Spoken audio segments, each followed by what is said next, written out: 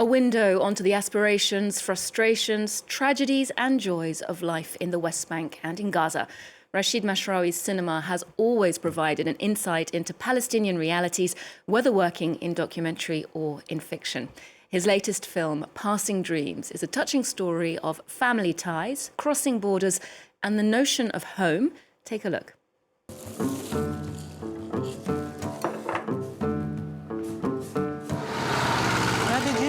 خالك كمان غير الهم ووجع القلب. فيش هيك أنا أخوك هيك.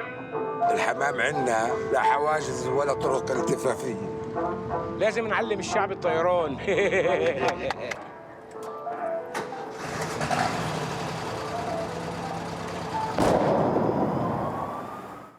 Well, the filmmaker joins us in the studio to tell us more. Rashid, thank you so much for being with me. Thank you.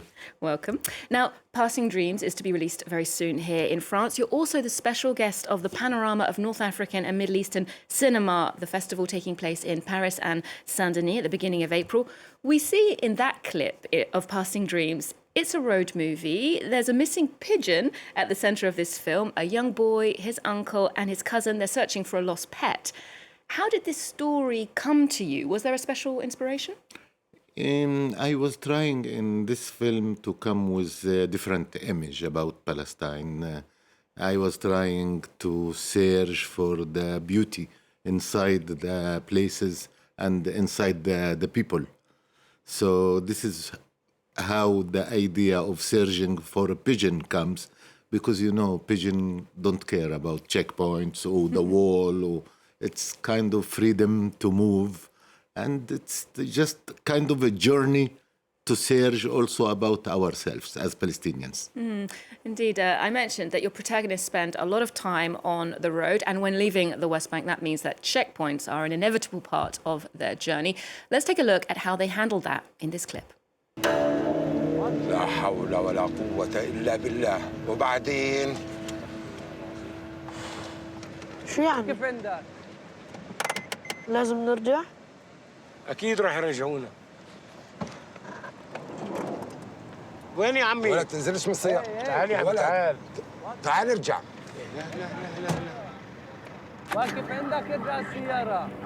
لوخ لورا واقف عندك. أنا لازم أدخل. ارجع السيارة. لازم أروح عند خالي كمال بسرعة. مرقني لحالي. وقف عندك ارجع لورا. لازم أدخل ضروري. مرقني لحالي. خذوا ارجع السيارة. لازم أروح عند خالي كمال أجيب. ارجع السيارة بحكي لك يلا. لازم أجيب الحمام وأرجع بسرعة. ارجع السيارة. بسرعة. Rashid, as you mentioned, in this film we see that it's easier for birds to move around this part of the world than it is for humans. What role do these checkpoints play in your film and in the daily lives of Palestinians? You know, in Palestine now, I mean, all the places are separated with checkpoints and with walls. For example, it's difficult to move from Ramallah, West Bank, to Bethlehem. It's forbidden to move from Bethlehem to Jerusalem. For sure, it's very difficult for Palestinians from West Bank to go to Haifa. And in this film, I was supposed to shoot also in next to Ramallah, in Bethlehem, in the old city of Jerusalem, in Haifa, which is very difficult also to move because of checkpoints and because of all the occupation law. This is forbidden, this is forbidden, this is forbidden. So I think the bird was a solution. The bird certainly had an easier time, yeah. And that main character, Sami, he's living in a camp with his mother, and we get the impression that his reality is not as comfortable as the life of his cousin, Mariam, who lives in Bethlehem. I believe you were also born in a camp, Al-Shati camp in Gaza. How would you say your childhood and Sami's are similar? What was that experience like? I think it has some things because children of refugee camps in Palestine or Palestinian also refugee camps out of Palestine, they are the same. I mean, they share the same life, the same games, the same dreams. They all poor, they all under occupation, they all dream about freedom, and I think it has some things. Always your dreams and your wish for space to open. to move, to get out. Well, Passing Dreams takes place in a very unique geopolitical context. The story, however, is very relatable. It's very universal, daily concerns of children, busy uncles, bossy cousins. It's a glimpse of regular family life. It was filmed before the October 7th Hamas attacks, therefore before the war in Gaza. When you look back at that time, before the war, how do you see it? I think it's very important now to show stories and to tell Palestinian stories before 7 October, because many people think that all our problems with the Israeli occupation started at 7 October. This story exist more than 76 years. Before 1948, we are under the Israeli occupation. We are refugees. We are struggling just to be free. So it's very important. In this story, Passing Dreams, it's important for the people to know we are like any others. We are a family. We have the same dreams. I mean, we have culture. We have art. We have history. We have memory.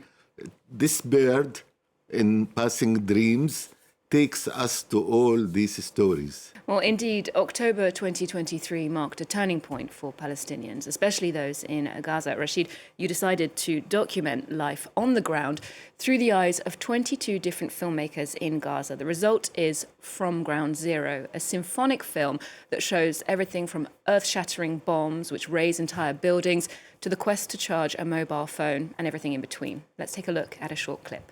مثل ماراثون بركض خلف السينما وبشوف أفلام وببحث عن مصادر تمويل.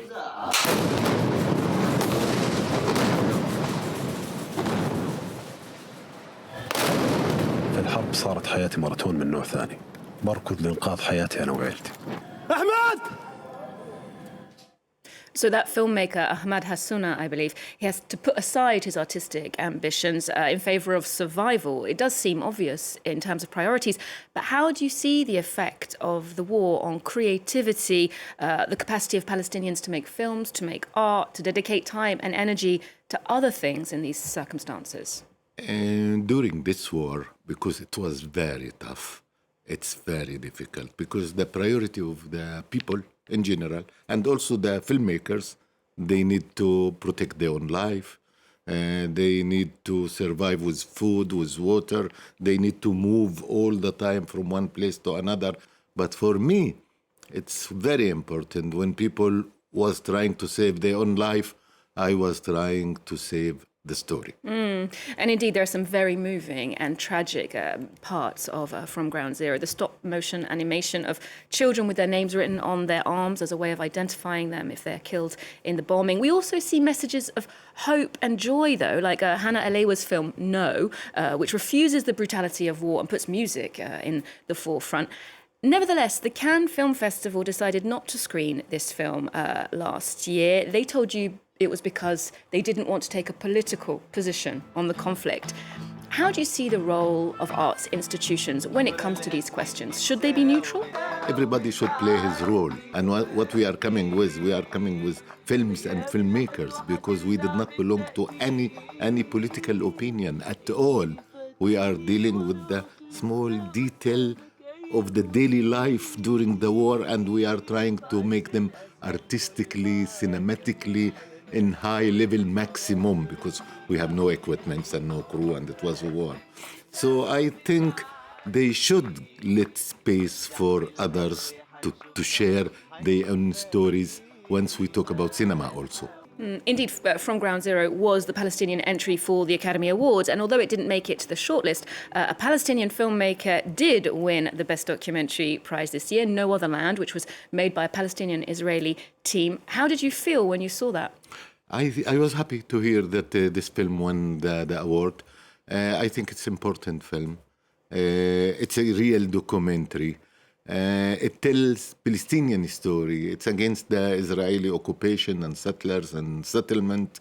It was important also to share this story from No Other Land with the world also, because once you are there, it has a lot of promotion and many people will know about it. So it's big awareness about what's going on in Palestine. I was happy.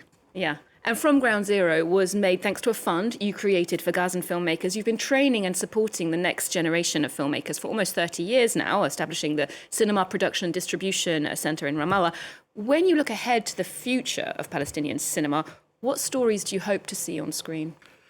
Yani, I hope to see stories like any other nation. It's far from any occupations and borders and checkpoints and all this. We have so many stories about life, love, music, society, family, about art by itself.